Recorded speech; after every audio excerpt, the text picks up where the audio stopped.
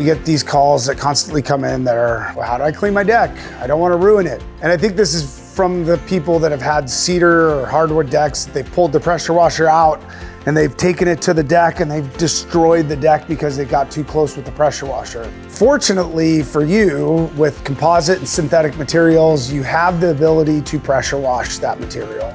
The key is having a good deck cleaner and a very coarse brush. What you're gonna do is you're gonna take the deck cleaner and you're just gonna mix that in a bucket with a coarse brush.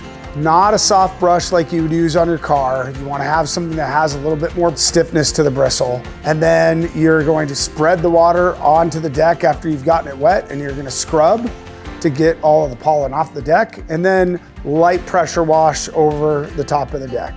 It's gonna make your job way faster for you to use the coarse brush than for you to sit there and go back and forth on every single deck board.